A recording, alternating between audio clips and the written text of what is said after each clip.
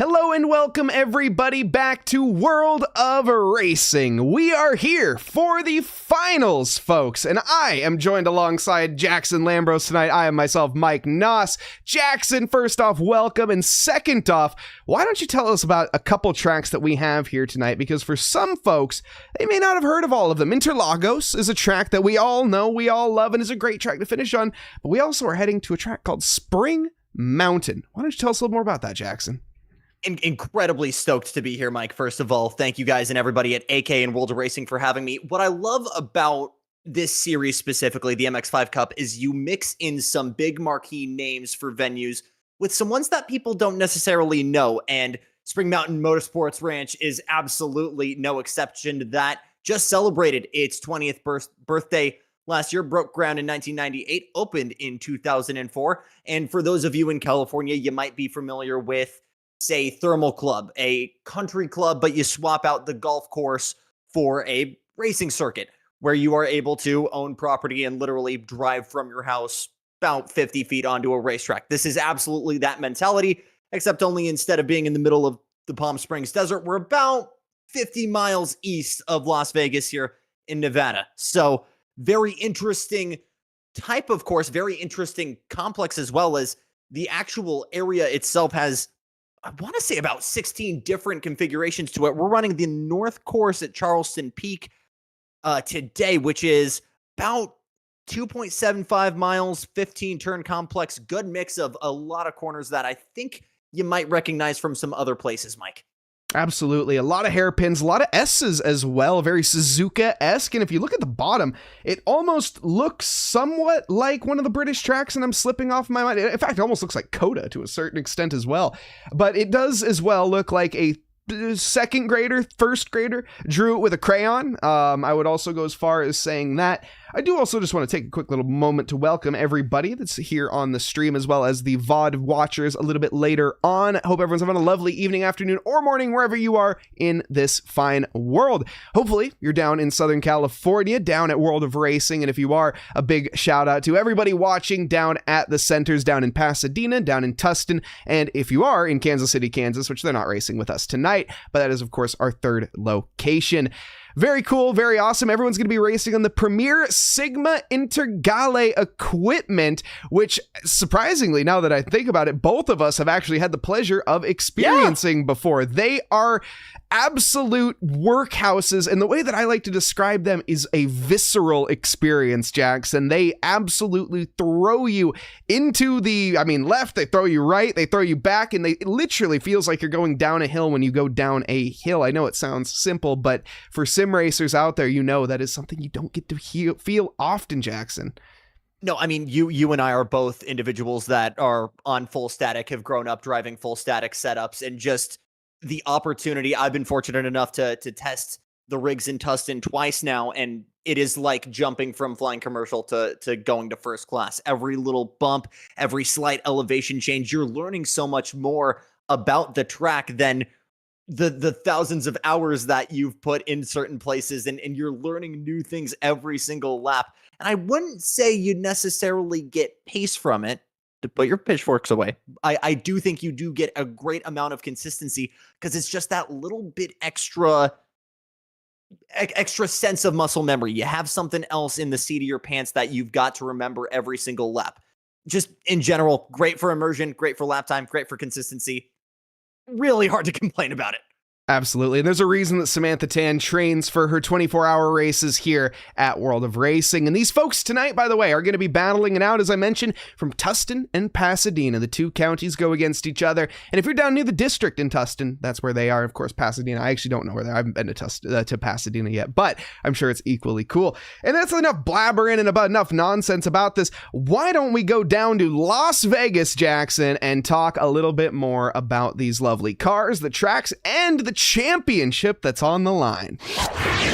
MX-5 Cup machinery, very close to what you would see in a Mazda showroom. Rip off the soft top, add in a roll cage, rip off the exhaust as well. Some of the loudest cars you will hear at an IMSA race weekend, believe it.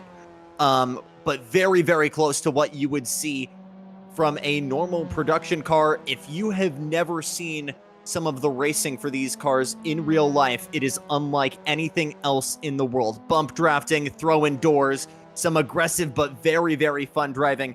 I'm expecting we would get the same here, especially when you take a look at our championship standings here, as Andrew goes for a very big excursion here. That was racking up his frequent flyer miles, was Andrew there. Yes. Actually, one of the drivers that I had the pleasure of meeting and shaking hands with when I was down in the Tustin area. Got to race against some of these members, which was such a cool time. Josh out on track as well here. He's on pole position, which this is a man on the hunt. Let's talk about the championship here briefly. Currently sitting third in the championship, and fairly comfortably so. Well, I say that, and Ahmad's only, 8 points behind. But he's sitting third right now. David ahead in second, and Daniel leading the championship in the final round. It's 200, my goodness, a lot more points than that. 897 points to the name of Daniel. David at 866 and Josh at 799. So it's looking like a bit of a two-horse race at the top between Daniel and David, but we all know anything can happen in motor racing, and it normally does. I'll say this. I think this is a fantastic 1-2 punch for us to round out this season, because we start off at Spring Mountain. It's technical, it's tight, it's going to test the absolute abilities of these drivers, but we go from a very, very textbook definition of a club circuit, right, over to grade 1 long straightaways, ultra wide Interlagos. It's going to be bump drafting aplenty. It's going to be high octane, high drama. I can't think of a better place to really round it out here. But as we watch Daniel now rounding out his lap, right-left combo here in the chicane, working through turn 17, a little bit of lap traffic in front, but dirty air, not an issue with this machinery, excuse me. As significant improvement in sector 2, still not good enough to improve. And Chris giving him a little slingshot to Daniel, a little understeer at the apex. That's the name in the game of these cars. They are absolute monsters when it comes to understeer. And then if you go to correct that too much, it's going to convert into violent oversteer, which you can see somebody exited stage right there previously in a very similar manner to what I'm describing. Daniel here, so far so good. Nice and tight on the apexes as we go into the back sweeper into turns. The Badgers. Yep, this is Badgers. This is definitely, you couldn't make these corner names up. Tell me it's an American track without telling me it's an American track. Into the back half of what I've dubbed the Poconos section here. Another triangle right-hander here through turn 5. This is one of the longest straightaways we actually have here as we work our way up the hill. One of the longer sweeping kind of S sections here through 6 and 7.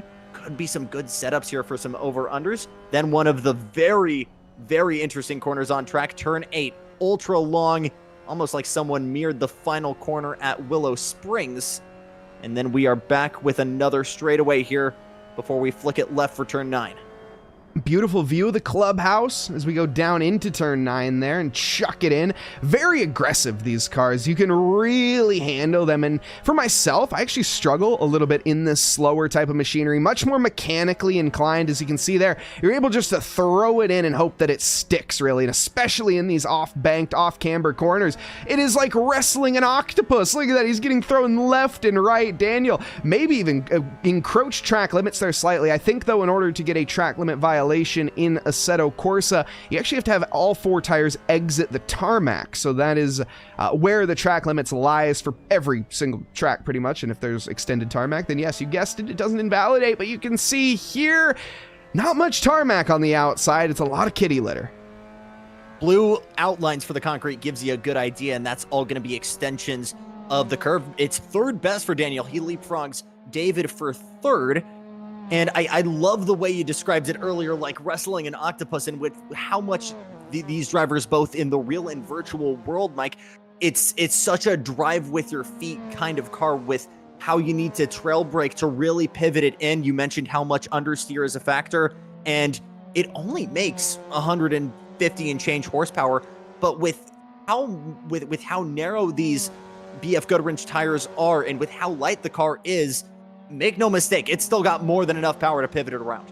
Absolutely. And you know, that's a really good point as well. You talk about the real life nature of these cars as well, as of course these are the real life spec series, the MX-5s, and they are absolutely monsters when they race. I actually had the pleasure of interviewing Sally Mott, and she is a professional MX-5 racing driver, and she was talking about the differences between the sim and real life and how you learn so much from the sim that is then translated into real life. Now, it's not one-to-one directly, but a lot of it, you know, you learn these tracks in advance. You learn the braking zones. You don't necessarily learn the feel, even with these full motion simulators. You know, you go over to Sebring. Now, in quote, any of the drivers listening that drove the 2.4 hours of Sebring, they're going to be shaking their heads and getting their pitchforks out for me right now because they know how much of an absolute time that was on those motion rigs. But in real life, it's even worse, believe it or not. These cars, they're stiff, they're rough, and they're gritty, and that's what we love about motor racing. They can take a bump, they can take a little bit of a bang,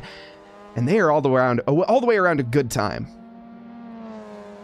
There is something to be said. Huge tip of the hat, by the way, to Sally Mott, who I think is genuinely one of the best spokesmen for this series in both the virtual and real world. Big content creator in both aspects, virtual and real. But we look at some of the graduates in the real life MX-5 Cup. Connor Zillage, Parker DeLong, a lot of guys that graduate onto the Xfinity Series, Jesse Love, a couple guys going on to IndyCar as well. And, you know, you don't get the high-tech prep you would from necessarily a Porsche Carrera Cup or a Super Trofeo or a GT4, but you've got a lot of NASCAR talent, especially a lot of Trans Am talent, because you have that ability to use your fenders and obviously ethically move your way through the traffic. That is maybe the best way I've ever heard of a description of that way. I'm going to absolutely steal that from you. Ethically moving through the traffic. Yes, indeed. That's what Lee is going to be trying to do right now as he tries to move his way through the leaderboard, but is unsuccessful at doing so. A 10.5 off of his previous pace, and Andrew nearly 0.6 quicker. And holy smokes, taking a little bit of a trip there to the off track briefly for Lee Muse as he kicks up some gravel and is, having a little bit of a rough time out there. Take a note from a couple drivers in the background. We got Tim and Timothy battling to see who the superior name that starts with T is, and currently Tommy I read that wrong, is on top. Tim is up in 8th. There he is. That's the man. There is Tim. Not sure which Tim. Is this Tim G? Is this Tim H? I don't know. This could be the imposter Tim, but either way, it's Tim. Love it. Want to look back really quickly to Lee. We were looking at the split sectors earlier on. He's your fastest right now in the middle sector. That's telling me a lot about confidence that he's got in this car, especially in some of the higher speed corners. We're running a very, oh my gosh, the commentator's curse is very much alive here as he goes on an excursion to wrap up sector 1 for nearly 5 seconds off pace.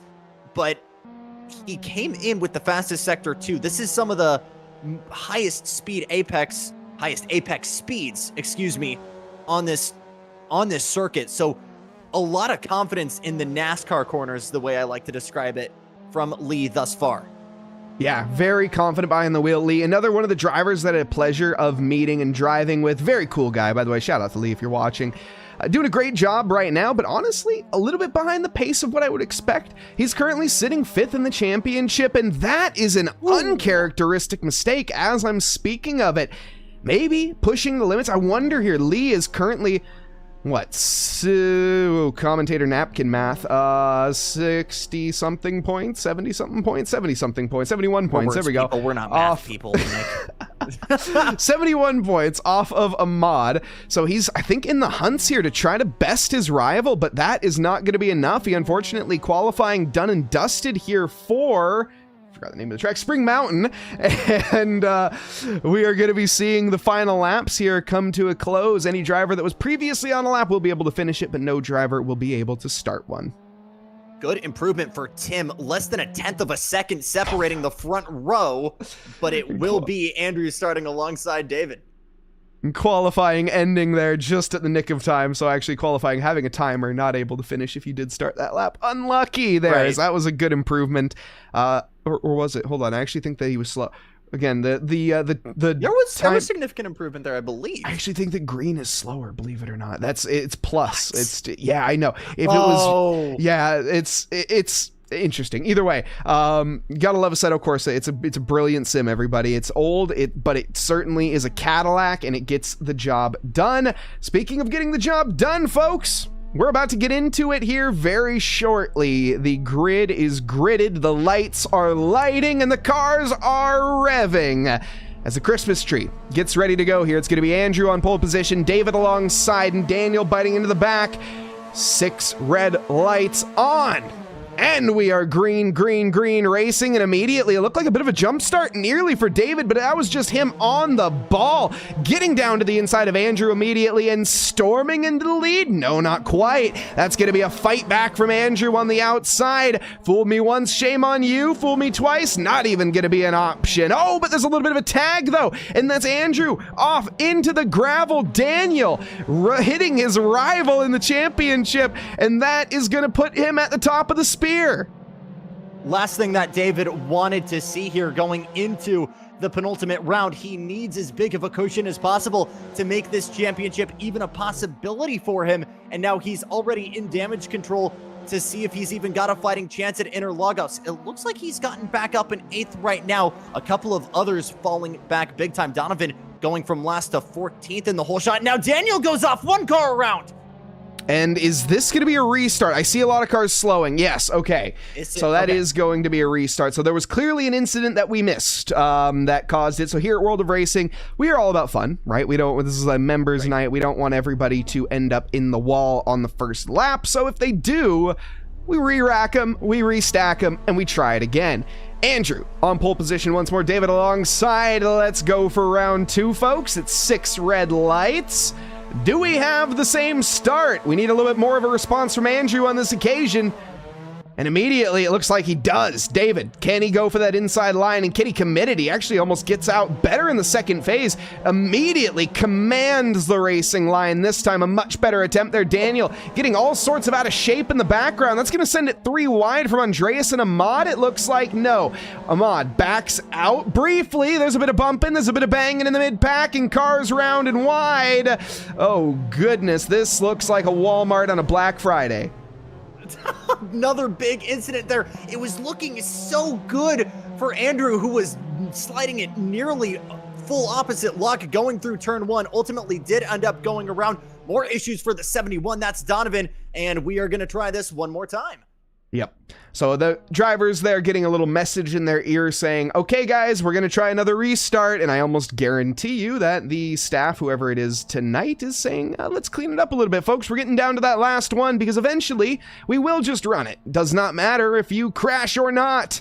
You have to survive. You have to drive to survive. Some might say, oh, that's trademarked. I don't know if I could say that. Either way, Andrew, pole position, David alongside. Let's try again. 3rd time's a charm, and this time it's a much better start for Andrew. But again, is that inside line just that much better when it comes to the second phase? Because every time Andrew is getting his heels not nipped at, he's getting his face punched in pretty much by the first corner. Andrew defending now to the outside as it's going to be for the long way around, and David is absolutely going to command that position. In fact, we're 3 wide in the background with Josh, Daniel, and Andreas slowly carving his way through the field like a Thanksgiving turkey, but getting shoved a bit wide is some in the back. I see a lot of movers and shakers, and it looks like we're going to have one more restart. So we can't call it in overtime a la NASCAR because this is very reminiscent of that. But again, we're not at the end of regulation. We're at the beginning. So not overtime, but maybe the last understart is the definition we should be going for here, Mike. Certainly, something is gonna go on this occasion, at least I certainly hope. Restart, understart, overstart, whatever we're at right now. Let's try it again. 4th time's a charm? Well, that's not how it goes, but that's how it's going on this occasion. Andrew, away in the exact same fashion that it has been on every occasion. I'm getting the feeling that inside line is almost like grip axe. David, though, going to be contending that race lead for a while, but Andrew biting at the heels to the outside now. It's going to be the long way around. A Fernando Alonso onto Lewis Hamilton-esque move, but a lot slower. Andrew not able to get by till the corner turns to the inside, and that is extremely intelligent decision-making there from the Racing 87 driver, using the track to his advantage, and he is going to be our leader here as we get into the mid-sector, and finally, we don't have a race start. Let the script flip there going into turn number 3. The outside became the inside, and now David already on the attack, trying to fire that 72 all the way around the outside. One of the tightest corners here into turn 5. Can't get it done. He's got to line back up. And Josh in the background in the best seat in the house, in my opinion. Not only does he have the best view in the house right now, we'll go on board with him to see what he's seeing. Look at this. He's just biting, waiting to strike right now like a viper under your boot. Is he going to go for it on this occasion? He is. He's just going to the inside of David. David should be able to fend this one off, I think. The inside line, well, actually, the outside is going to fall away. This is going to keep to the inside now, and as we go down to the country club, late on the brakes for Josh, not late enough. He's still going to have to fight. He is a warrior right now. And sticking with it. Are we going to see Andrew potentially here even hold up David? Oh, David getting aggressive and getting a little too aggressive as he goes straight into the back of Andrew. Goes spearing off to the side. David, it was the one. So Josh, oh goodness. Some unethical wheel there going into turn number 10. It was looking so good. And if Daniel were to hold that inside and carry that momentum, he would have had the preferred line here working into turtles, the S's section after the hairpin. But we now have a new leader, Josh over Ahmed, and Daniel, your championship leader, is in third. I gotta say, I absolutely, I don't want to say I called it, but I called it. Josh there sitting in the best position, and like a Viper, he did strike on the boot, quite literally. More than I even anticipated, to be completely honest. But either way, Josh waited, and he got paid off. Ahmad in the background now with Daniel in third, Andreas down in fourth in the, well, pretty much, it seems like an eternity away right now, but he's just 1 second behind everybody, about 1 second behind. Let's talk about the mid-pack here. We haven't even mentioned them just yet, and I apologize to those drivers.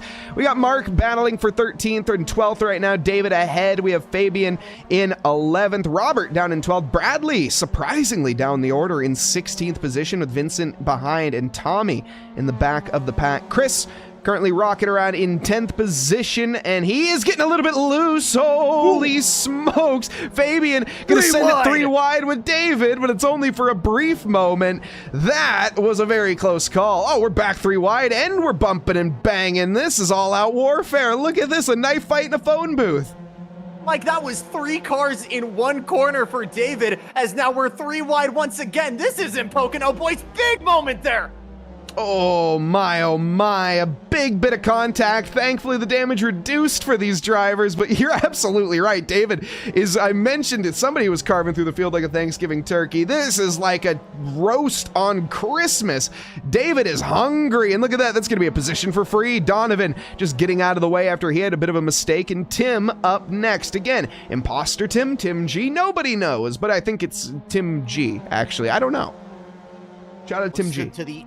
Yep, looks to the outside here going into turn number 10. Tightens up really quickly here and gets narrow. Again, this little wiggle going into turn 11 as we head into turtles. That'll be an easy one with a mistake from Tim, who will fall back significantly.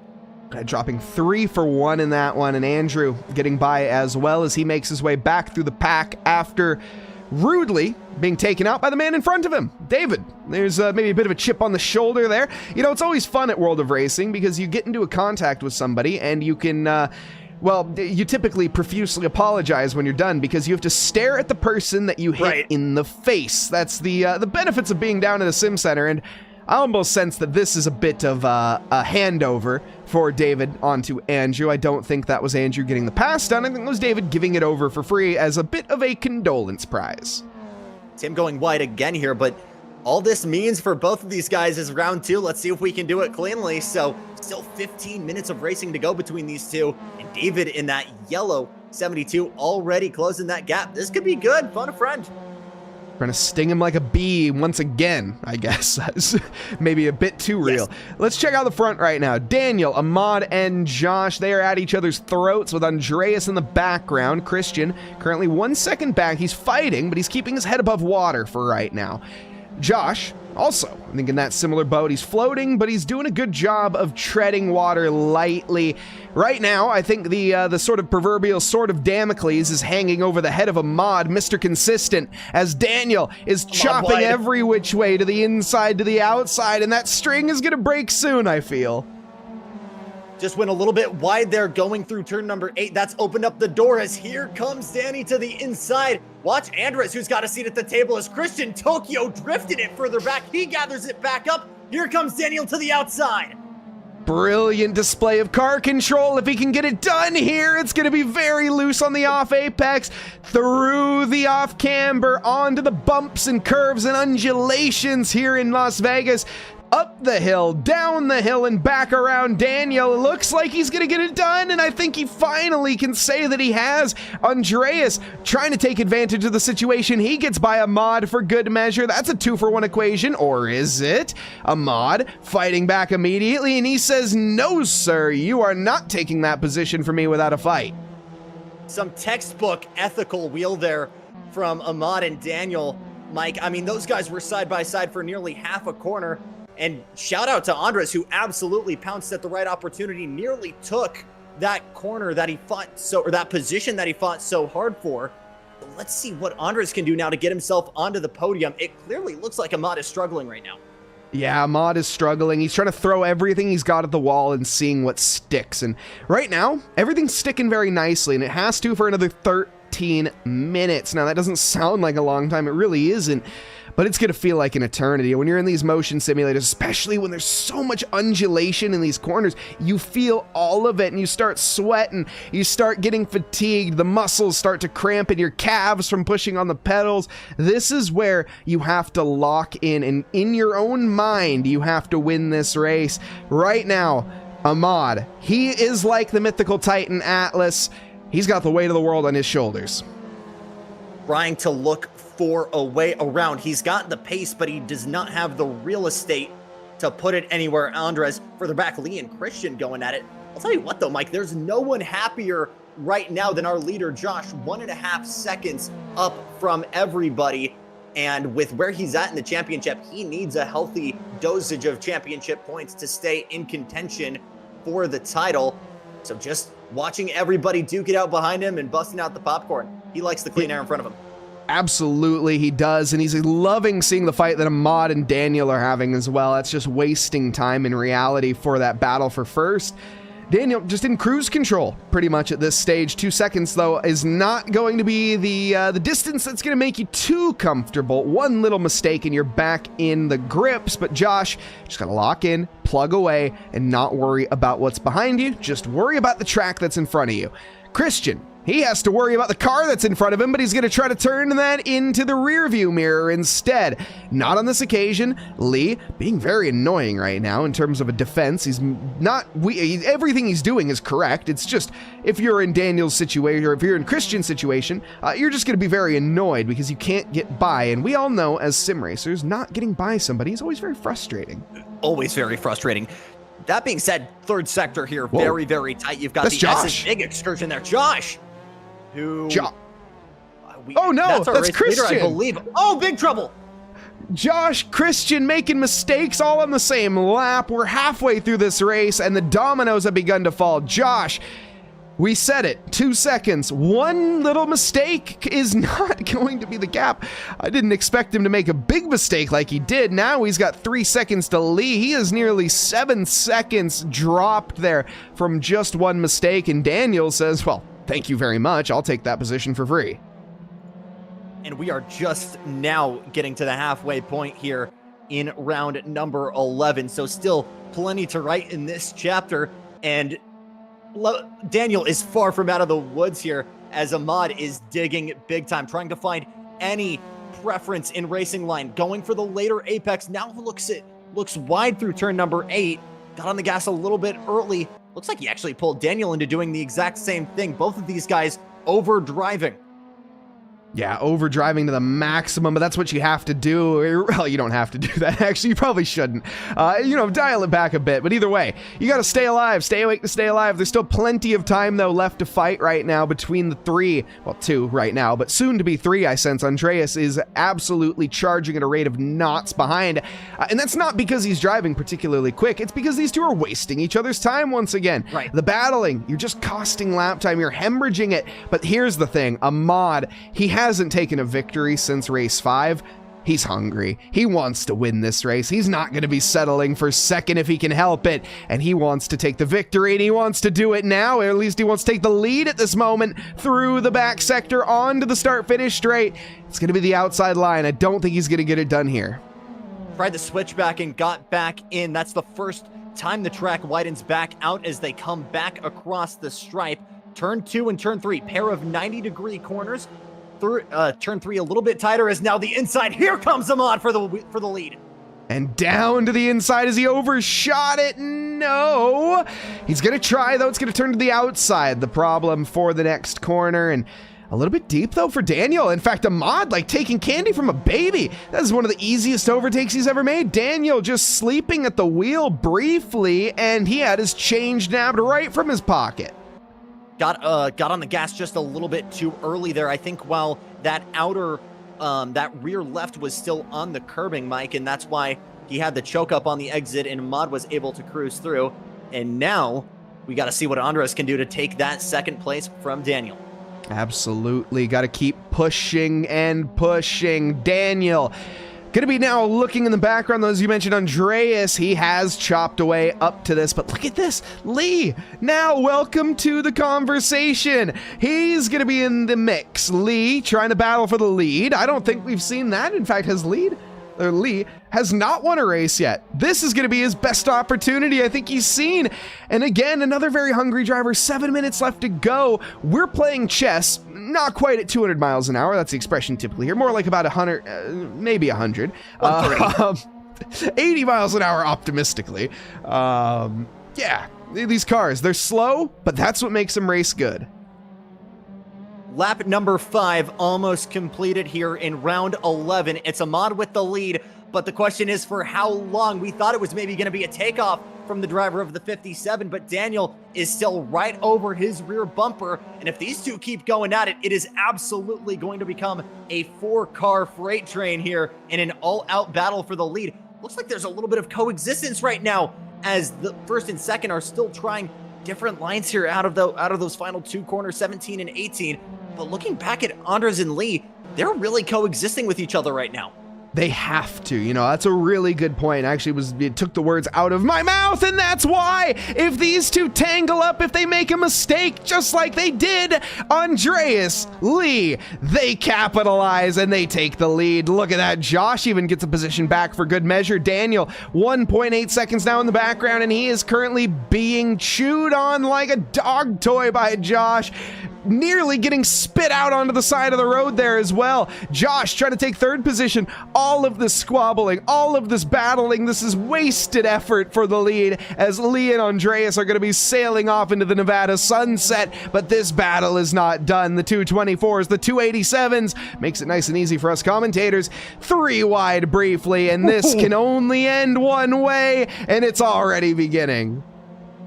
2 by 2 nearly heading into the Poconos here. Now they finally get back in line. Not quite as Ahmad gonna try around the outside of Daniel through the S's. Long right-hander of turn number 7. Daniel finally has that lead. And just for now, we're back to single file in the mid-pack as everybody trying to dish it out for the podium. Quick food for thought here, Mike. Going back to Lee in second, this is already his best running so far this season. Had a third in round 5. Currently best in second is Daniel. Tokyo Drift in that thing through turn number 9, but gathers it back up. We'll get back to that point later as Ahmad with a great run here heading into turn 10. Yeah, Daniel sliding around like a dog on a freshly finished hardwood floor. That's just going to put him into the mix, into the grips of Ahmad, who's behind. Ahmad was leading this race at one point. He is trying so hard to claw his way back through this field right now. He's trying too hard, in fact. Look at that. He's gave Andrew a position for free. In fact, gave him nearly, 2 positions for free in reality. Not yet, though. Daniel, can he hold on? No, he's got the outside line, and he's going to have to give it up. Right-handers there won't work. Lee, though, is falling behind. Andreas disappearing, which, to be fair, nothing against Lee. He's a great driver, awesome guy. Andreas is another caliber. Look at those lap times. 207 compared to a 209. Lee needs to get a hurry up on, and he needs to do it now. Again, best running so far for him. A third in round 5. This is a improvement on that as Daniel continues to hold off Ahmad. How badly does he want his first win? I don't know if he's got it in the order right now, as that gap is still only building between first and second. Still a comfortable spacing between him and Josh for the time being. But back over to what we're watching right now. Daniel still trying to make that 24 as thick as possible to defend from Ahmad. Yeah, he is. And right now, these two, I don't want to say they need to dial in. They need to really, they're not going to work together. That's just That's just pointless for me to say. It's we're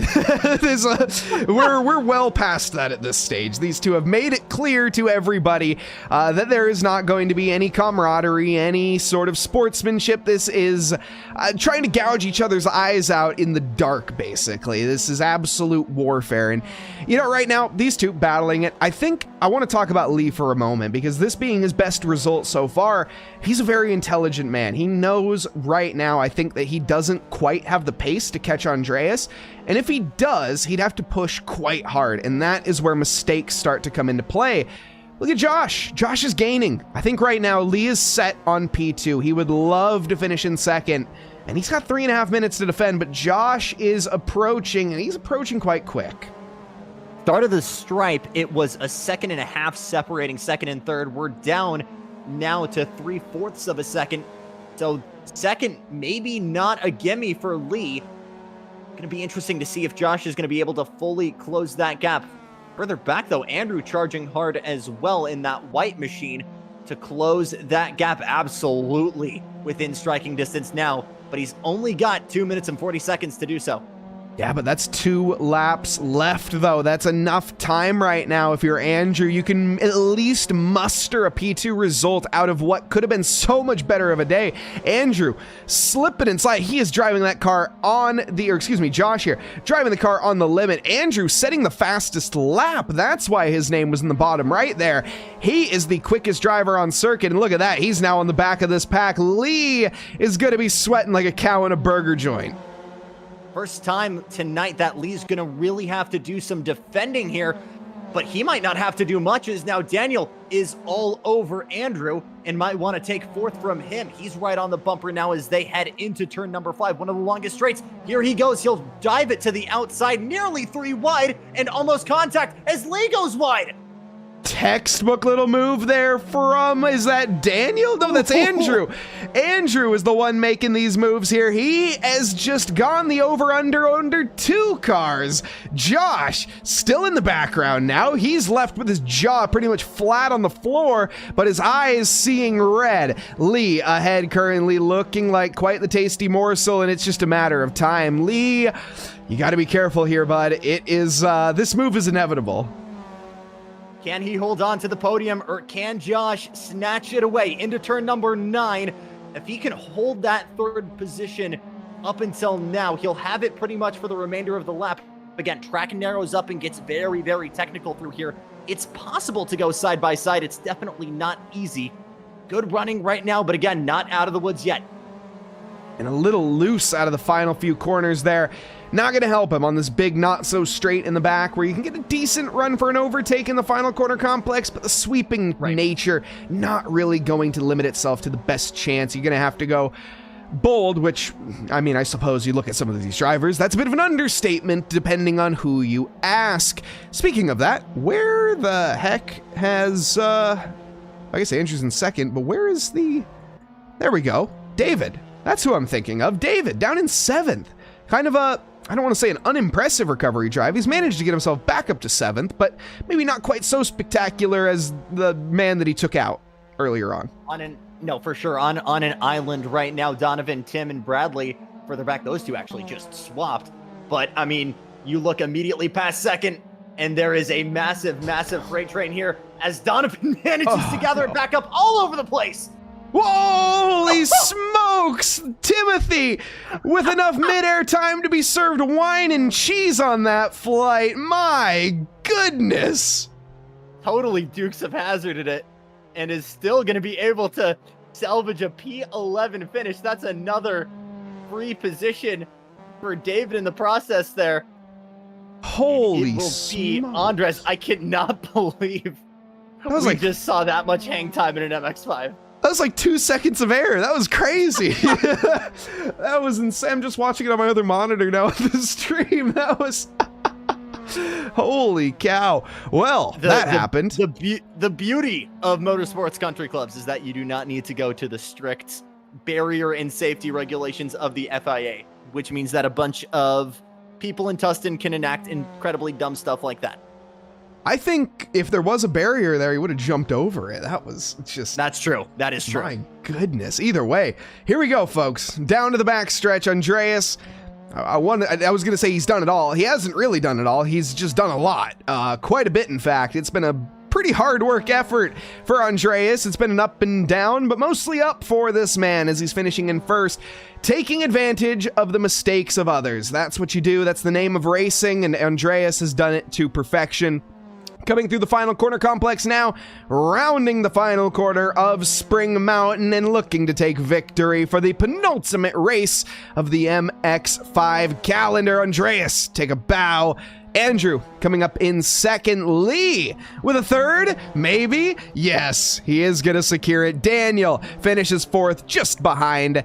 David in fifth, Ahmad in sixth, Josh seventh, Donovan in eighth, Bradley. Well, okay, actually hold that thought. This isn't done just yet. Donovan, yes, it is done. Holds it, wiggles around a little bit, and says, yes, we finished eighth. Bradley ninth, Christian in 10th, and rounding out your top 10. Still a fantastic drive from Lee. Obviously, will be maybe kicking himself a little bit there for not being able to hold on to P2. But you had Daniel, David, Josh all breathing down your back. And you're talking about how tight of a quarters that entire freight train was towards the end. One mistake there is pretty easily 2 or 3 positions, depending on how bad. So for Lee to recover and still end up on the podium, absolutely something he should be proud of. Yeah, and Andrew as well with a really solid recovery there, fantastic. I have to say. That is quite the effort in C-Trade and chat, even giving him some props as well.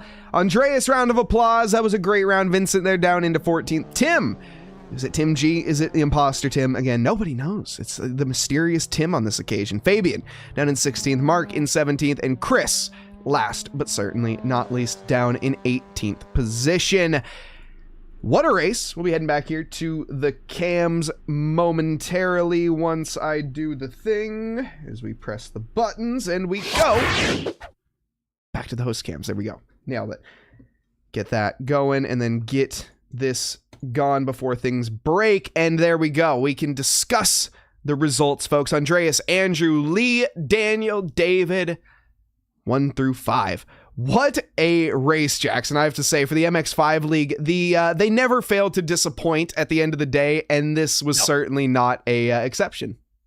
You know, the funny thing was, before we went on air, I was thinking about telling you Mike, and everybody at home that this was maybe going to be the boring one with just how tight and technical parts of Charleston Peak can be. And then I realized it's MX-5 Cup, and this is World of Racing, and it's hard to ever see a bad show here, but some great racing.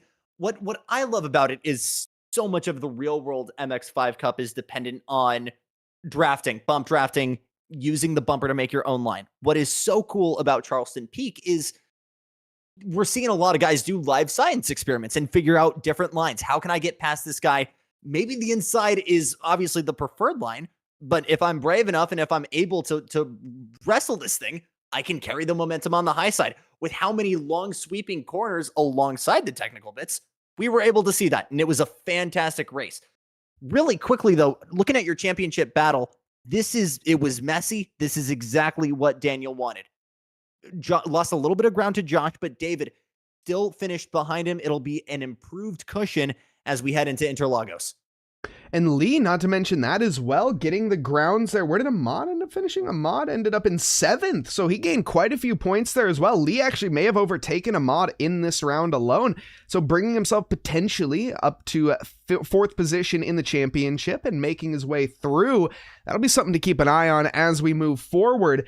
Now, as we move forward, folks, we get to head from the very, very high peaks of 11,000 feet, the 8th tallest mountain, in fact, in Nevada, which I forgot to mention. I almost forgot to mention it, but yes, it is, in fact, at about 11,000 feet. We go down to Interlagos, which is about 750 meters above sea level, or about 2,400 feet, which is one of the highest tracks in Formula One, but not compared to where we just were. What does that mean? That means the air is thin. These cars, they're able to carve their way through the lack thereof the air, as of course everybody knows, is when there's more air per air, things go slower. I don't know if that's the best explanation, but I got you. More air means more things for engine to boom. Less air, less things for engine to boom, less power. What that does mean is drafting is going to be even more paramount here, and we've got some very, very long straightaways here. The run from after the Senna S is going into turn 4,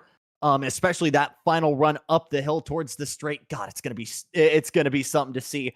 And we talk about the elevation change a little bit we saw there at Spring Mountain, but nothing to the scale of Interlagos. So absolutely going to be a show here in Sao Paulo. Yeah, 43 meters, 141 feet of elevation for these drivers to tackle, 15 corners, 10 to the left and 5 to the right. And what a track to finish on. This is a track that is no shame or what am I trying to say here? It's not unfamiliar with final rounds of championships. Absolutely. This played host to the final round of Formula One for years on years on years until eventually we switched over to Abu Dhabi, which is still, in my opinion, an inferior track to finish on than Sao Paulo, because Sao Paulo is awesome and the Brazilian people are awesome. Obrigado to any Brazilians that are watching, of course. And I hope you are enjoying yourselves. It's getting pretty late if you are watching from Brazil, so about 10 o'clock, depending on where you're at. But this is a track that has its history. Of course, most wins playing held to Michael Schumacher, 4 of them in total. It also is called Interlagos because Interlagos meaning 2 lakes. It sits in between, yes, you guessed it, 2 lakes. In fact, 2 reservoirs, to be more specific. Give me a second. Guara... we're not going to try that one. Well, we might try that one later after we go off camera and come back. I might give that one a shot. But of course, this is where Lewis Hamilton took his first win of a championship, finishing ahead of Glock, which everybody has seen the clip. Cue Timo Glock going slow. Is that Glock? Yes, that was Glock. Right. Spoilers. Either way, folks, we're going to take a quick break. We're going to head over to a bit of an intermission. We will be back in probably about 5-ish minutes. So go get some snacks, go get some drinks, and we'll be back for some more World of Racing action in one of the greatest tracks, the pinnacle of motorsports, Interlagos.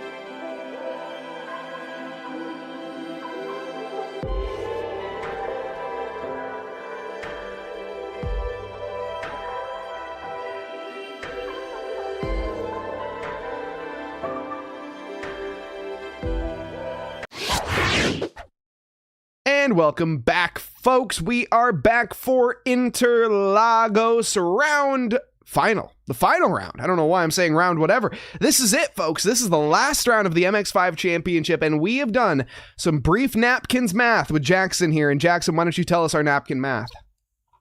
The size of the bus you just threw me under, Mike. I swear. No. I mean, look, here's what we've got. It's roughly a 50-point gap between Daniel and David for the lead, roughly speaking here. So you're going to need to see some really bad luck from Daniel and a win for David for this to be in the realm of possibility. It's looking really, really good for Daniel. I think it's pretty much at the same with Josh. He gained significant ground at Spring Mountain. So we look at kind of where he is relative to Josh.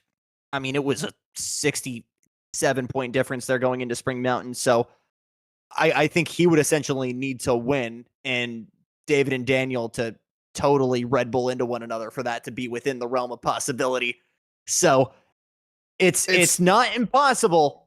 It's certainly improbable, but it's looking good for Daniel here. Just needs to keep the fenders on it and bring it home pretty much in one piece. We did see the leaders take each other out not once but twice in the previous race, so anything is possible at this point. There's definitely nothing that cannot not happen. Either way, let's get down to qualifying. Qualifying is underway. We are down on this lovely, lovely Brazilian circuit down in Sao Paulo. We get to head down to Interlagos.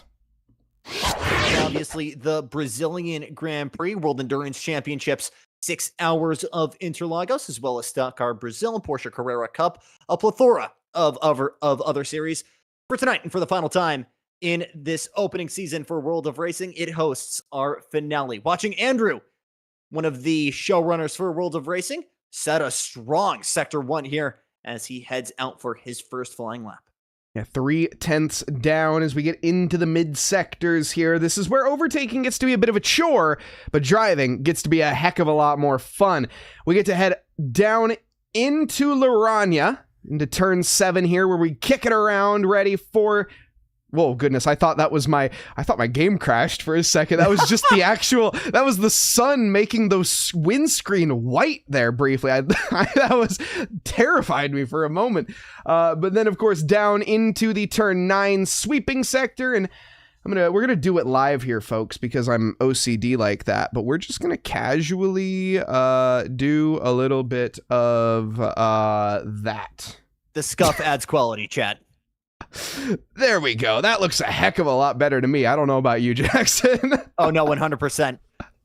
Very interesting to see the line here that Andrew is running, putting 2 of those outside wheels on the curb. Clearly some confidence on the brakes and making sure that car will not pivot around. Out of turn 14, the final turn here, 15, more of a slight kink in the straight as we work our way to the top of the hill. Would be punching a hole in the firewall of this car if he could, with how flat he's running it to the line here, as 155 is the ballpark of what we're looking for right now. Andrew, first one in the 44s. It's a 54.438.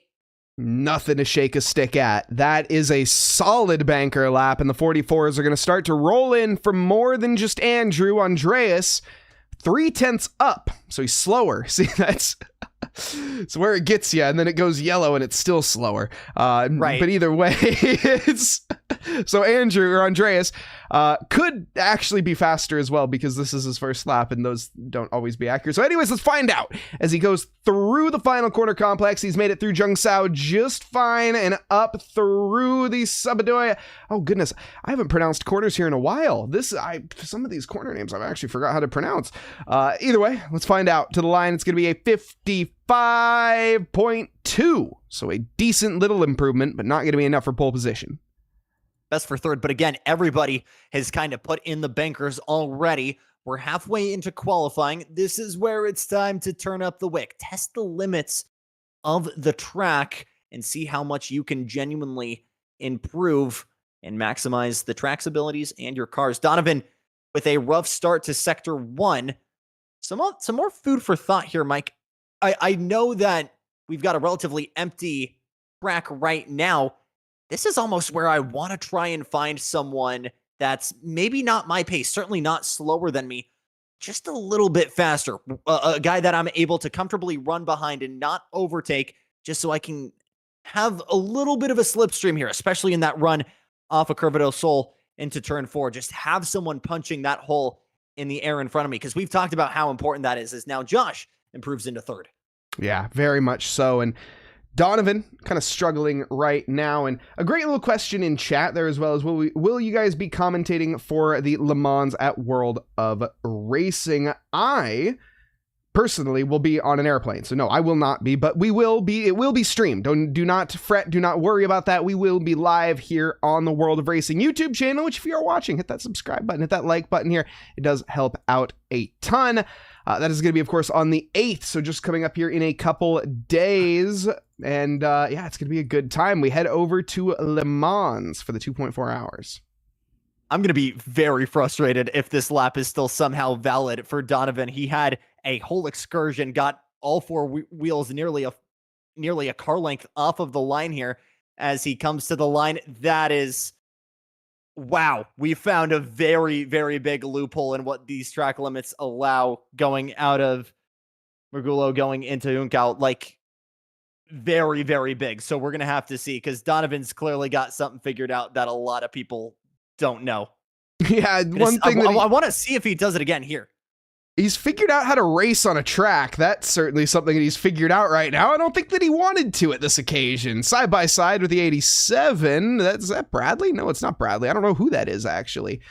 But on the way through Ticino del Lago and up the hill now into the Ferraduras, and then, of course, into the Laranyas. This is where, of course, again, the driving gets fun. I love this sector. This is a real driver's track. You know, I talked about overtaking. It's tough here. It's very, very difficult. You mentioned it's a slipstream fest, and it absolutely will be, but it's a dirty air fest in the mid part here. And as we go down through SA into turn 9 and up the hill back into turn 10, you don't see too many overtakes, but you will potentially, as we've seen in the past, a bit of contact. Track gets technical and the car gets light, Mike, because again, we have so much elevation change. It's one of the slowest parts of the track. Absolutely need to work your pedals. And we've seen how much Donovan has already been given some good dosage of counter steer. Let's see if he does this line again. Look at this, man. Yeah, that's kind of crazy. If that's valid, that's crazy. Full excursion. That's what he got away with last time. That's crazy. I mean, he'll get away with it once again. As I mentioned earlier on in the broadcast, and for anyone that's just joining us, first off, big welcome. Track limits in Assetto Corsa works differently than it does in any other sim. This is an older sim, so of course it's modeled off the fact that if you drive off the tarmac, that is where the track limits are. So Donovan playing somebody, that's for sure, a fiddle at this point. And is he playing himself? Well, currently not really. He's gotten 4th position as a result. Now, is anybody else doing that line through Zhengzhou, or is it just Donovan who has just figured that out? I don't know. Let's find out. Let's watch Daniel. He's got a ways to go. Where is he actually? No, he just went through Zhengzhou, didn't he? Wait, where are we? This is the run up, I believe, to the map is. The map is absolutely right now. I don't not think the correct. Map knows where Daniel is. As Daniel now works his way by the pit attenuator into the line. That is some more interesting things that we need to sort out here at Assetto, as Daniel now goes to 3rd best overall. Donovan not able to improve. Bradley back in the pits, and it will be just over half a second separating our front row right now. 54.3 from Andrew, 54.7 from Bradley. Lee, a previous P3 finisher, struggling a little bit around the corners of Interlagos. Currently, well, he's between lap times. Of course, this meaning between lakes, again, for anyone that missed that. Lee not going to be improving on this lap. At least that's what it looks like. He's a 56.6, which is not too far off the marks. It's about 2 seconds. He's come to the line. It's going to be a 54. No, it's going to be a 56.4, so yeah, keeping that slower trend. I mean, it's still a little bit quicker, don't get me wrong, but nothing to find a position. Tim just up the road, about 0.2, in a blink of an eye, quite literally. So often do I tell people, especially rookie leagues that I manage and commentate, find your own clean air in qualifying. These guys have done a really good job of that. This is almost where I would say, find a buddy to see if you can draft off of, because again, you're potentially getting some big time gains here if you're having someone punch a hole in front of you. This lap better not be. This lap better be invalidated, because if you're able to run that, that's treating this whole circuit like turn 1 at Watkins Glen. Yeah, I don't think he gained much time, though. That looked a lot slower. I think you're able to get through that corner quicker if you just take the proper line. Looked a lot less intentional, for sure. Oh, he did not mean to do that. No, he understeered like a pig. That was definitely one of those hold on for dear life and hope moments. Right. And it didn't hope. That was not unlucky. It just is what it is. That's racing, folks. Lee struggling. It seems to get a grips here, like I said, at Interlagos. Christian. Wow. Big gains. Out of nowhere, and then immediately David responds. So this is going to be, if we were to stop the count right now, this is still exactly what Daniel wants to see. 2 positions separating himself from Daniel, and David has about 2 more laps here to give it a go to see what he can do. Question in chat: what are the commentators' favorite tracks? Ooh, Kailami. Really? That's my favorite. Yeah, I love Kailami. Yeah, I'm biased because I grew up 90 minutes, not even 30 minutes from Long Beach. I still think that's probably my favorite. International, Suzuka is great unreal. Choice. Yeah, it's a good choice. It's a tough racetrack, but a great track. Tough to learn, so rewarding when you get it right. I might put Bathurst up there too. You're a masochist. That's fair. More power to you on that one. That one's pretty low on my list. That one's up on my list of tracks to watch, but way down on my list of track to drive. It's not a great racing track, but it is always a track where if I just need a good time and I'm by myself and I need to boot up ACC and just have some fun, I'm just playing chicken with the wall. How close can I get? How much can I maximize it? I'm Scott McLaughlin the way I'm chasing those sub 2 laps, man. It's awesome.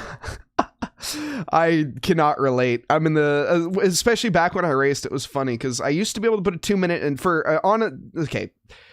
let me just preface this. I raced pre 1.7, folks. So it's been a minute since, Grandpa's getting out of his rocking chair real quick. Okay. But I used to be able to put a 2 minute lap time in at Silverstone. So I was relatively not it wasn't alien pace, but it was quick, right? It's a decent lap time. I was able to put in a 2:06 at Bathurst for reference. So just a track that I never could get. I couldn't even compete with the slower people. It was frustrating, actually, as I drove the McLaren 720 back in not the 720S, the McLaren 720, the original one. And yeah, that thing hated Bathurst. It was an actual nightmare. It's a very, very tough track to learn. And if you put the time in, it will reward you. And it is so much fun. I'll throw that out. I'll throw that question back out to chat. What's your guys' favorite? I think better yet, when we come back next season for more MX-5 action, where do you guys want to see it go? Where do we want to see MX-5s?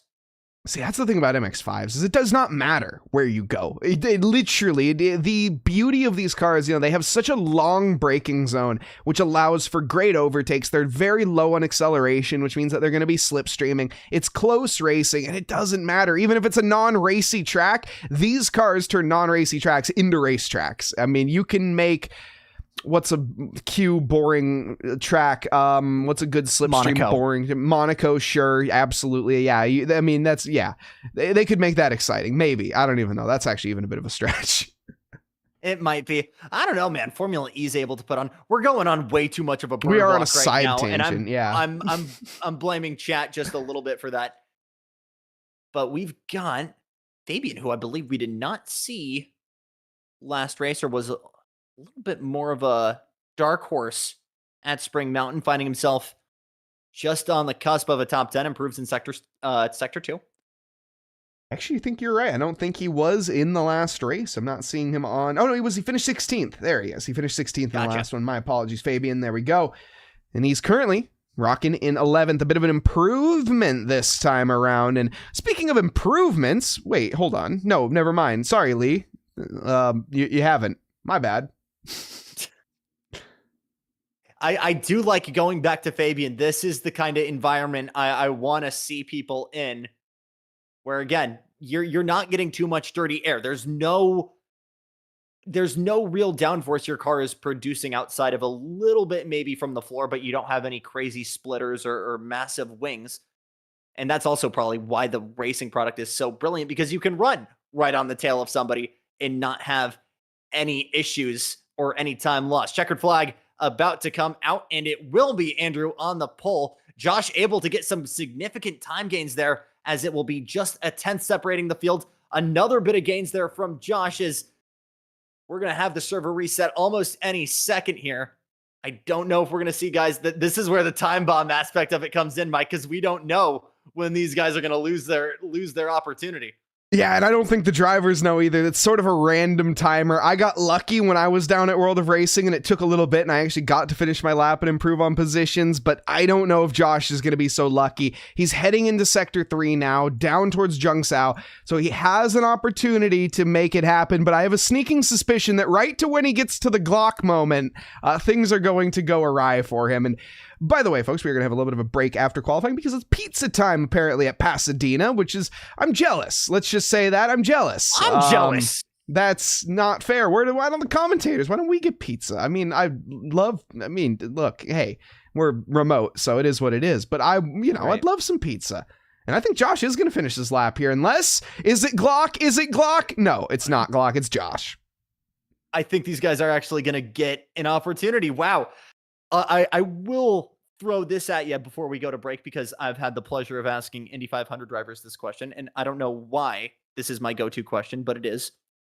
You're Northwest enough where this feels like it would make sense. Dipping pizza in ranch, yes or no? Yeah. That's a firm handshake right there. Absolutely. That is my cult, and that is something that I will ride or die on. I know there are parts of the world and parts of America that strongly oppose that, but that is my initiative for the world.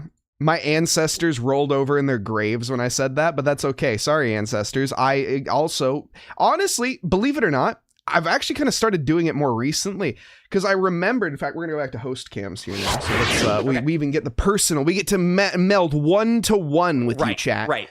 And so we're into host. There we go. Just got to get out of there as we...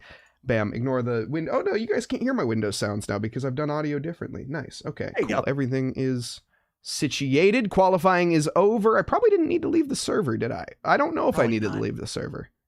It's okay. Either way, I left the server. So maybe I'll join back and just see what happens. Either way, we talk about pizza on the relevance, right? Okay, qualifying. Let's mention qualifying. Andrew, pole position. Josh, second. Daniel in third. A tight little mix for the top three, but Ahmad down in fourth again. I always call him Mr. Consistent is Ahmad, and he has proved that to be time and time and time again. He may not be the fastest driver out there. He may not be he's certainly not the slowest, but he is consistent. There is no denying that fact. He is a very, very consistent lad. And finishing fourth again, Christian down in fifth. So it's a tight little mix, but it's going to be all the way around a good time when we get into the race here soon. Only 10 races, by the way, only 2 races that Ahmad has finished outside of the top 10 in the MX-5 Cup this season. So we talk about that level of consistency. One win, a handful of podium finishes, but again, this is the kind of stuff that wins championships, right? Staying out of trouble and just consistently putting it in the top 5. Wins are flashy. Consistency wins you championships. Absolutely. I mean, that is pretty much how Ahmad has found himself in fourth position heading into tonight. Now, his prospects of chasing Josh down have slipped away, I think. It's fair to say. I don't think there's any way, unless Josh has an absolute calamity and Ahmad finishes very high, I don't see Josh losing out the position to Ahmad at this point, especially after his 7th in the previous race. But now that we've talked qualifying, we can go back to the more relevant conversations at hand. Pizza. As of course, it's pizza time in Pasadena. I hope Tustin has pizza as well. Tustin, if you don't have pizza, womp womp. That's sad. That's unfair. I know that last time I think it was only Pasadena that had it, so I certainly hope that we share in your pain though, in being up here in the booth with a lack of pizza. I am pizzaless. The reddest thing I have is my tie, and that's not even that red. I think going back to this question, though, Ryan Eversley, who, if you guys do not know, host of Dinner with Racers, full-time Michelin Pilot Challenge driver, was way too passionate about this when I asked him. He told me, great pizza does not need ranch. It can be improved, but it does not necessarily need ranch dressing. He's absolutely right. Bad pizza, your Papa John's and your Domino's of the world, severely benefit from ranch dressing. I don't want to say need, but don't bag it till you try it. No, I wholeheartedly agree. In fact, I actually could not have given a better description, to be completely honest. I think that is, I'm probably of the exact same opinion. So that's great. I totally agree. And, you know, a little bit of ranch every now and then, it spices it up. But absolutely, when you make good pizza, so my favorite pizza is Meat Lovers, right? And I actually like to make, so I'll, like, for example, here's a little insight into Mike Noss, for example. I had it just the other night, actually. Go up to Papa Murphy's. Go and get one of their take and bake pizzas. Other brands are available for take and bake pizzas, of course. Got to get that out there. Disclaimer. Then, of course, whatever the heck I have in the fridge, be it pepperoni, be it some Canadian bacon, be it some extra chicken that I made the other night, be it the steak that I had a New York steak, had some chicken breast from 2 nights. Oh my god. Put all that on there, throw some cheese, throw some bacon. You don't need ranch for that. That is a pizza. But ranch is nice on it, though. Don't get me wrong. But it's just the problem that I have is when you start to add that level, you've just turned a pizza into one slice being about, 60 grams of protein, give or take, but also about 700 calories. So when you start to add ranch onto it and you realize that every 2 tablespoons of ranch is 130 calories, you're like, man, maybe I'll set the ranch aside for this one. Look, man, that's living. All right. I will say, I've never seen the Papa Murphy's add-on strap before, and my family is not big on the take and bake. We might need to adopt that into the playbook. That is genuinely genius. I am a guy that prefers, for economics, I would say that is fantastic. And I will say, Canadian bacon, I think, is a move. I would prefer more traditional bacon. I do both, but both at the same time. Yeah, of course. What do you mean? Yeah, I get the microwave bacon, so I microwave the bacon, then I put extra ham. It's ham on chicken on beef with some olives in there. It is, again, if you were to order that from a restaurant, it's probably about a freaking $70 pizza. But right. From your home, it's a take and bake pizza that's like $12, and then you decked it out, and now congratulations, you've just made a $70 pizza. Bob's your uncle. So what we are constructing here is Mike Nous's leftover pizza, except it's not just the pizza left over, as we are essentially taking, when we're pulling this slice out of the fridge, we're taking half the fridge with us. Exactly. See, now you're on. You've absolutely figured it out. I'm on board with whatever cult this is. For those of you incredibly tired of Pizza Talk, or for anybody just joining us, it's Jackson Lambros joined alongside Mike Nous here as we get set to close the book here on this MX-5 championship for World of Racing. Session should be starting here in about 2 minutes time, as the good people of Pasadena, California have been treated to food. I believe Tustin has been as well, but we'll give you that information as the night develops. We still don't know who the imposter Tim is, by the way, Mike. Well, I do. Well, so, okay, you're right, actually. I've never met Tim H, I will admit. I got to meet Tim G when I was down at World of Racing. Okay. And I talked to him about that. So it's where apparently, so his buddy started that. That's where that all became from. So shout out to Tim G's friend who came up with Imposter Tim that now I have stolen and rolled with, and now it's a thing. So that's awesome. You got to love when that happens. And so that's where Tim H is the imposter Tim, and Tim G is Tim. But who Tim is tonight is maybe neither, to be fair. Actually, it could literally be a fresh Tim. That could be it could be shiny a Tim we've never seen, Mike. It could be a Tim. It could be Shiny Tim, which is now who I've just dubbed him as. So we could have imposter Tim, or Shiny Tim, who is Tim, by the way. So not to get confused. Let's just be clear here. I'm now adapting the headcanon that Shiny Tim, much like a shiny Pokemon, Mike, is the exact same Tim, but he's wearing a different shirt than normal. The exact same, just looks a little bit different. So it's like that rare kind of alt livery. And he only wears it only one in every 10,000 days. Like once every 10,000 race days. Yeah, that is the strat. Is this true? Can anybody in chat confirm or deny this? If anyone is trackside with one of the tips. You know what? I'm gonna go as far as saying if nobody can't deny this, then I'm sold as true. That's just how science works, right? If you can't prove me wrong, then I'm right. MX-5 racer Donovan Janus ruining the fun for us here and throwing mystery out the window. Tim is indeed Tim G. Timothy is the imposter. Wait, no, Tim G is not the... Oh, wait, Timothy is Tim H.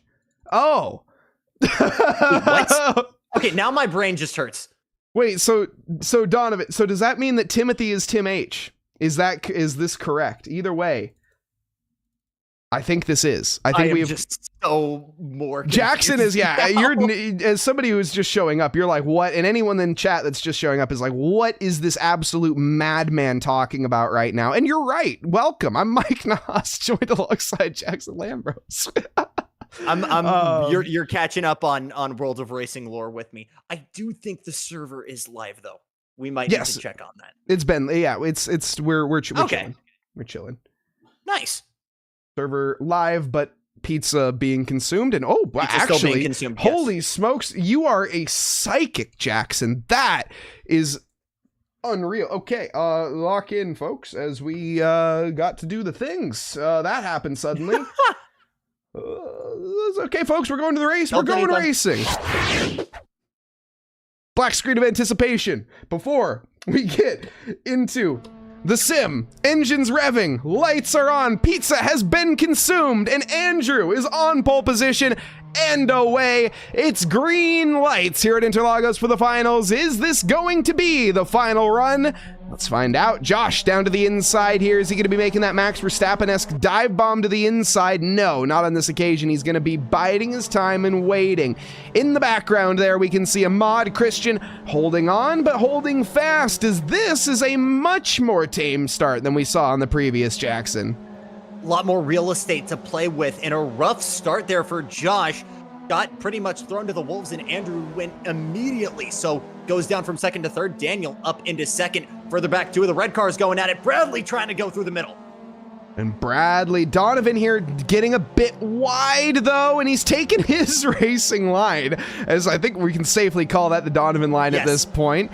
Bradley gaining some ground and a little bit of a hip check at the apex there as well, as we go into the mid sectors now, up through Laranya and side by side. I mentioned this is not the best chance for overtaking. Donovan telling me to put that in my pipe and smoke it, as he has gotten a move done. And on top of that, Christian looks like he might be getting a 2-for-1, but on the wrong foot here. Oh, a big hip check there onto Bradley. That's Andres on the outside in the white 87. Do not be surprised if you just see 2x2x2 racing for the next 18 and a half minutes. As again, you can pretty much stack them 5 wide this entire course if you really want it. Again, just so much more space to play with. Bad exit there, it looks like, for Bradley, as now David and Timothy going to have an opportunity to go on by. Donnie line in full effect further up ahead. These drivers need to be careful. Bradley, is he flying too close to the sun like the mighty Icarus? Let's find out. I think he's going to be backing out for right now, but this high elevation certainly going to be causing these drivers a bit of fatigue. The air, you know, well, of course, I'm maybe playing it a bit too far. We're not actually in Brazil. This is virtual Brazil, folks. Bradley virtually trying to take the position from Andreas and successfully going to do it. Let's find out. Down into the braking zone. Not on this occasion. I think Bradley should be able to fend this one off as the inside turns to the outside and then back to the inside. Background, welcome Tim the Imposter. Good run here for Imposter Tim, as now, without drafting help, it looks like Andre is going to try and clear Bradley on the outside as we head out of Curva del Sol, side by side. Look at the drafting that Tim's using. Tucks right behind the 87 there. Now goes to the outside, and Tim trying to jam it up the inside here going into turn number 4. Still side by side as they've got plenty of room to work with here, Mike. And back up the hill once again. This is where you have to settle it out. Into the Ferradura, then into Laranya, and through up into SA. The top of the hill, everybody's going to be settled out by then, at least you would think. Now looking at it, it is going to be that way. Let's take a look a bit further up though. Josh on the back of Daniel, and Daniel falling off of Andrew. Andrew seriously disappearing early on here, and that is going to be a welcome sight to him, as he had a bit of an unlucky one in the previous race, and he's looking just to cruise this one to a nice solid victory, like he has on multiple occasions. And I don't know what to make of this. Yeah, me neither. And you could see the live existential crisis from Josh on what line to take. Do I take the optimal line? Do I do what everybody else is doing? You can see Donovan further back, nearly getting airtime there, working his way off the curbing and back onto the track. Case in point, Josh has got a great run here, working his way towards the pit attenuator. Are we going to see a pop-up here to start lap number 3? As he tucks himself right into the back of the 23. Gets right to the bumper. Might be a little bit of a touch. Absolutely there. A little bit of a bounce there from Daniel. Cannot get it done, though, into turn number 1. Josh giving him the front bumper there. Daniel is, complying. And I actually think this is very smart decision-making between the two. If these two start fighting, they have accepted that they will not win this race. Andrew will disappear. That will be race over at that point for the victory.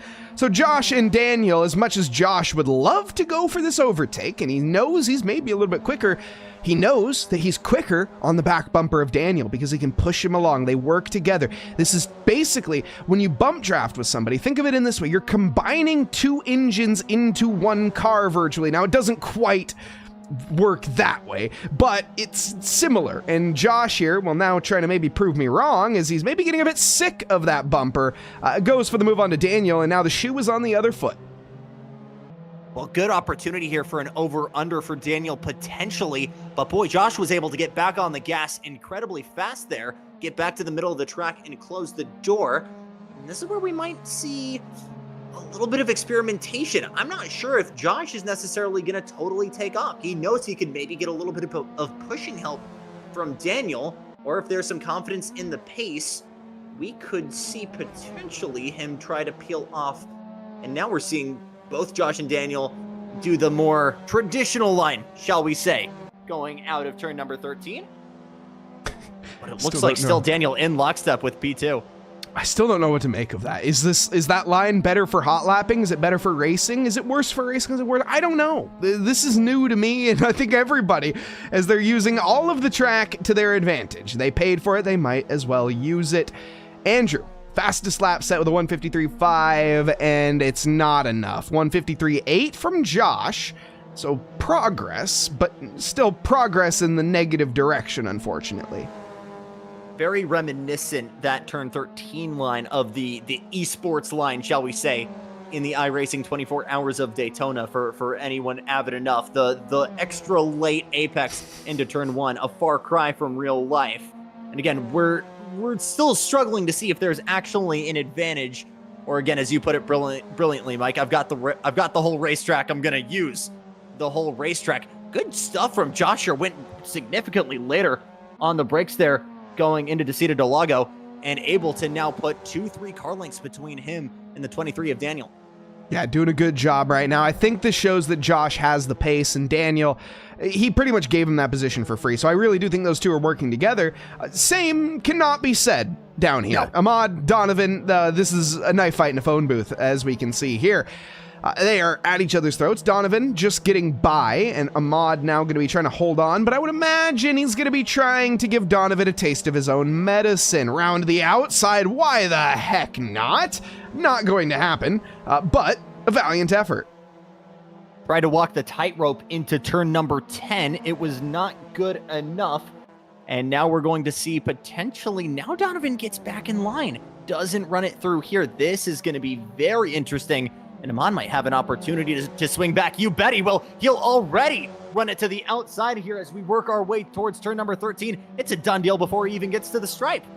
Yeah, Ahmad got shot out of that corner like a rocket ship. That was an incredibly good exit. He ran the racing line, didn't exceed track limits, by the way, in case you were curious, and managed to gain a bunch of time. It's almost like that's maybe the way to do it. Again, we're still unsure, but as we say that, Donovan immediately cracks back and takes the position or does he? Yeah, he's going to be able to. There's the apex pinches, and Donovan is able to claim his spot right back from Ahmad.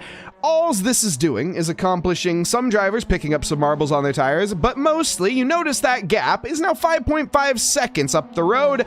These two, they don't care. The gloves are off. Spotters are getting their voices absolutely worn out for saying car to your right, still there. As Ahmad now walks the tightrope and goes around the outside into turn number 5. Tried to carry the momentum there, and it did not work. As Donovan holds on to 4th, we'll try the long way around once again. This is going to be a tough move to get done. Still lets it hang through turn number 6 as we go into Laranya. Can't get it done. Yeah, no chance. Not on this occasion. Absolutely no way Ahmad is going to make that outside line turn to the in.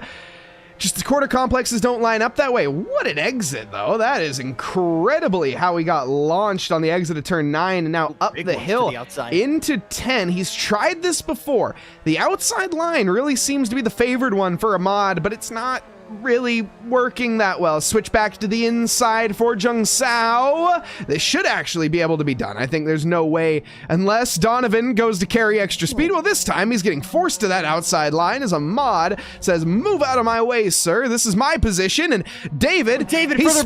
Back. David's round. This is our championship. Well, P2 currently spun round facing the wrong way in Jung Sao, and this is going to be massive damage for the points. Not sure if there was contact there between Bradley or Christian, or if that was self-induced. We should mention, yes, you can potentially gain some extra time running that esports line through turn 12 and 13. You're getting a lot less grip there, so you got to be careful on the right foot, and that might be the price David had to pay. So we're talking about the championship battle here. Might be time to stick a fork in it. Yeah, I think so. I think Daniel at this point can wear the crown high on his head. The question is Josh going to have enough points? I don't think so, but it could be. We'll see. We'll see how it ends. David has a long ways left to go in this race at 10 minutes. I guess not really that long. This race is actually blown by quite quick. Christian, though, probably feeling like an absolute eternity right now as he tries to whittle his way by Bradley, and, well, Bradley not having any of it. Just behind Andres, putting the pressure on Fabian as it's the yellow Pennzoil-esque machine versus Kermit the Frog there in 9th. There was a really good run there from Fabian, nearly got to the back, and in the blink of an eye, it has become a 4-car battle here from 6th to 10th. Fabian, taking the alternate line is what I was about to say, and, well, Christian gonna be a bit upset. Chip on his shoulder, maybe, seeing red, minus that bonnet of the MX-5. It's very red. Now, though, the vision, as it's gonna slowly tint into what I like to say, that fog of red, the fog of war that you often see. It turns into a thick goo if you're not careful enough, and, well, here we go again. This is actually, hold on. This is probably our best test to see, are we fast or not? So Timothy taking the gamer line and really not gaining anything, in fact, just kind of losing stuff.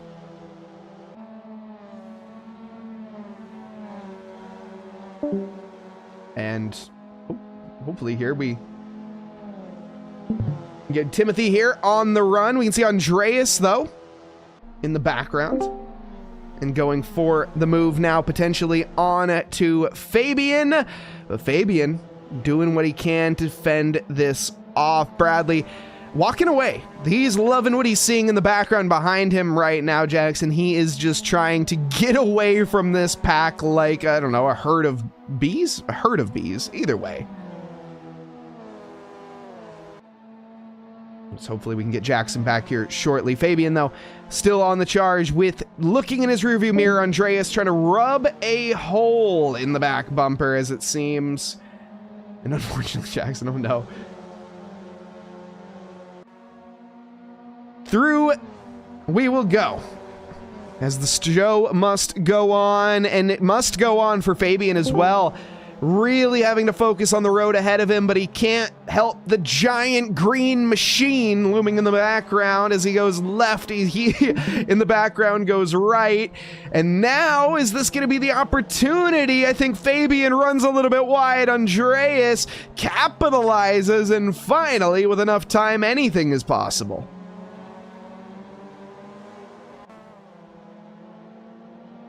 And through the mid-sectors, back through Jungsao and up the hill for a few more times. Getting down to the end here, the wire is close. The championship has been long. The battles have been fierce. It's all come down to this. Andreas, currently sitting. Where is he sitting in the championship? He's sitting. Where is Andreas sitting in the championship? My goodness, he's down in 11th. So he's got a little bit of work to do. I thought he was, again, another driver that has so much potential, but just needs to find that consistency and also show up to more races, as he hasn't shown up to all of them. So that's mostly why he doesn't have the points that he should have. 2 and then missed rounds 9 and 10, but has been incredibly strong when he has ran here. 2 podiums, 1 in round 4 and another in round 8. So a lot of potential there. Will be interesting to see here what he can do at the closer. Yeah, it's really interesting to see what we got going on here, though. Look at this little snake. As one moves, the head moves, the tail follows.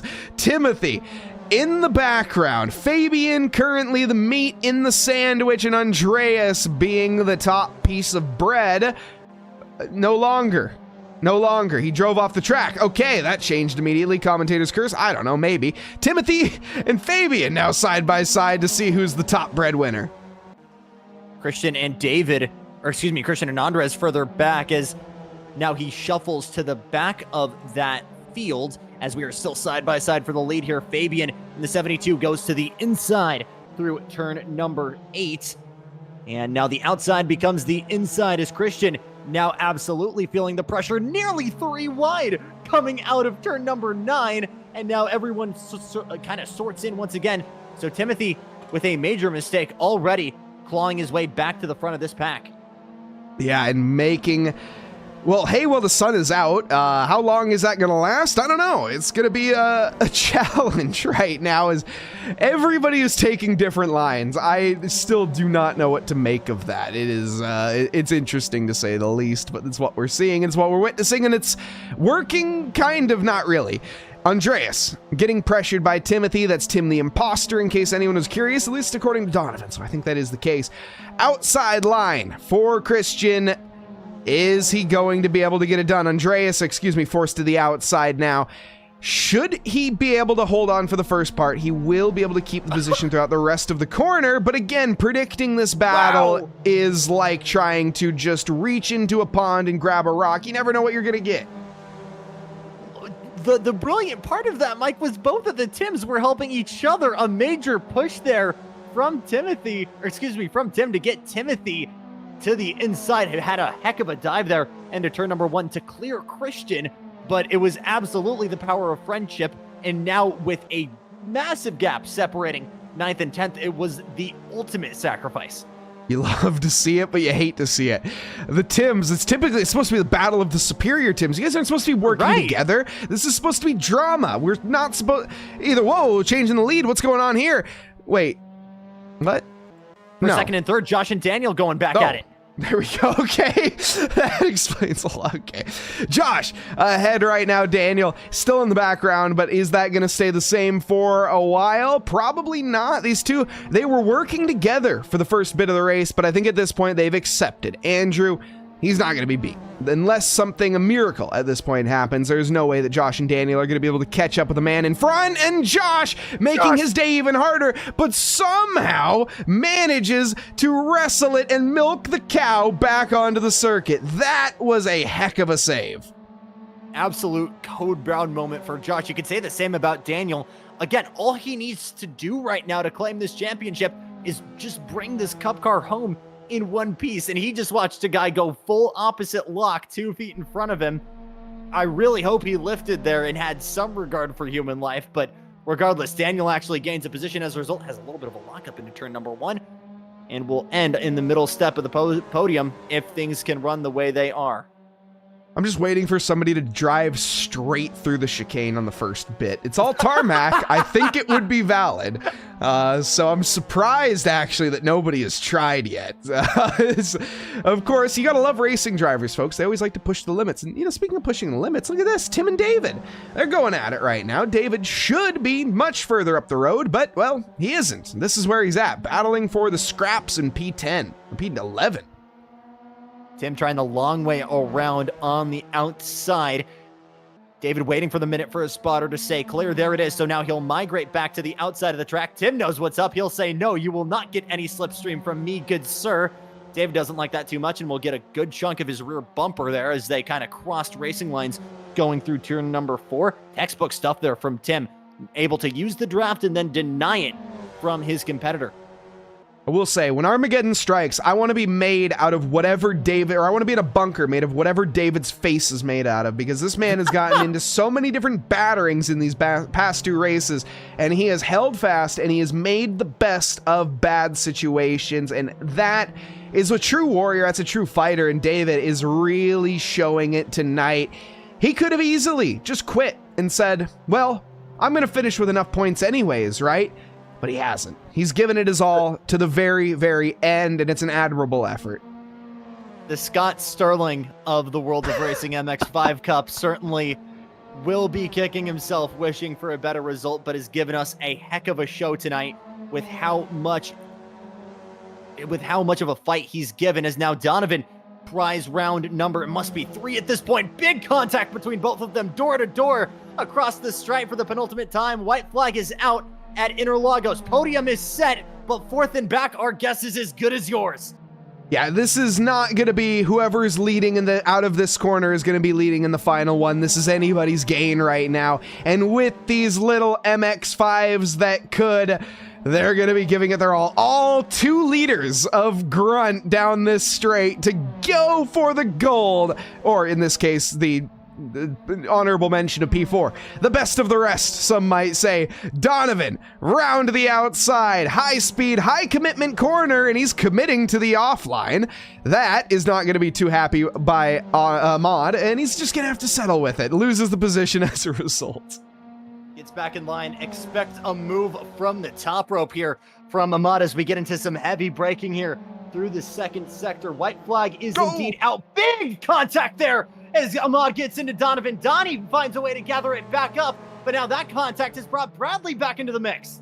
And Bradley, is he going to strike while the iron's hot?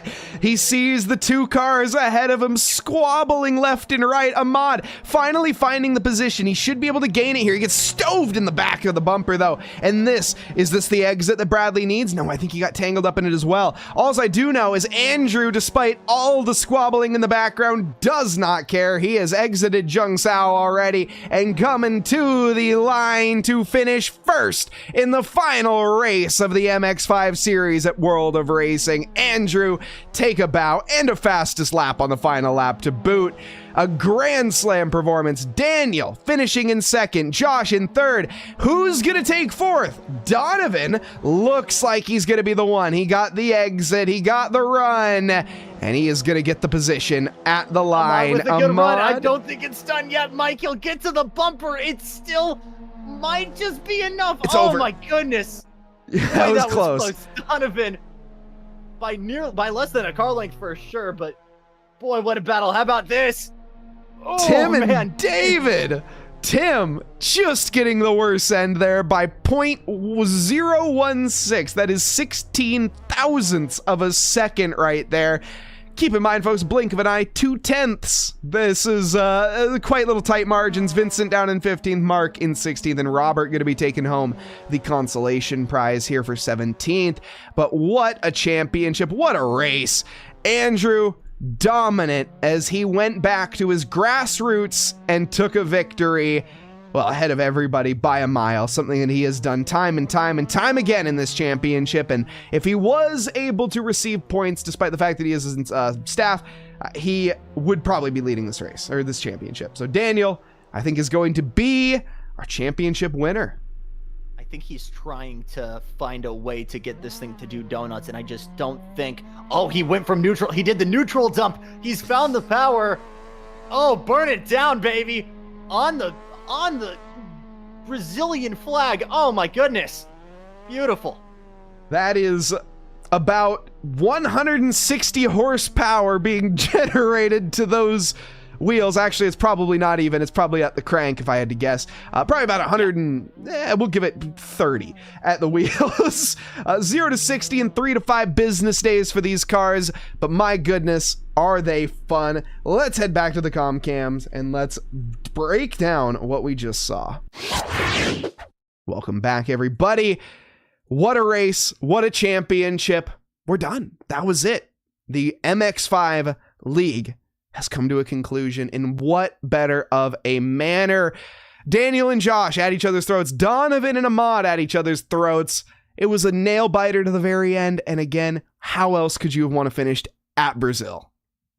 When we talk about textbook MX-5 Cup racing, that's the kind of stuff I'm thinking of. Some very draft heavy, 3 lines at once into one corner, absolute chrome horn and cup racing. And that's exactly what we got here at Interlagos. Don't get me wrong, penultimate round, absolutely fantastic, but a very different shade of what we got, or what we see in the real world, shall I say. But a major congratulations to our championship winner. And I think we do need to have a little bit of a conversation in the off season. The racecraft, phenomenal. I think the way we go about, especially on the Formula One circuits, the way we interact with track limits is maybe something we'll have to deal with. I won't say it wasn't fun. I just don't know if that's the way we should be doing this. But still, phenomenal show, Mike. Yeah, absolutely. Added a big monkey wrench into the equation, no doubt. We definitely did not see that on the first track tonight, as if they were to try that, it would not have worked out at Spring Mountain. They would have ended up at the bottom of the spring, 11,000 feet into the gutter.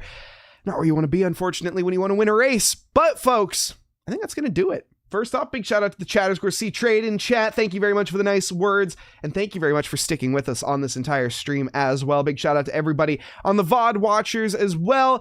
And more championships to come. We got Le Mans coming up here on the 8th, and then a couple more races afterwards. But on that note, Jackson, is there anything you can say before we close this one out here tonight? Really quickly, huge thanks to World of Racing, everybody at AK Esports for the opportunity and letting me come in. It's my first time working with this group of guys, and it's been an absolute pleasure. Really awesome to crown a championship with you, Mike. Let's do it again sometime. Yes, indeed. The feeling is mutual there, Jackson. And with that, folks, we are going to be concluding. That's a great reminder as well. If you guys are down in Southern California or in Kansas City, Kansas, head on down to World of Racing, folks. You can go on the top of the line Sigma Intergale with the full-on motion simulators, big piston actuated. It is an absolute heck of a time. And it's a vibe. It's an atmosphere. It's an environment of like-minded individuals as well. And you should go down if you are down there. It's the district down in Tustin or in Pasadena, and then, of course, in Kansas City, Kansas. On that note, folks, I hope everybody has a lovely evening, afternoon, or morning, wherever you are in this fine world. Thank you, and good night.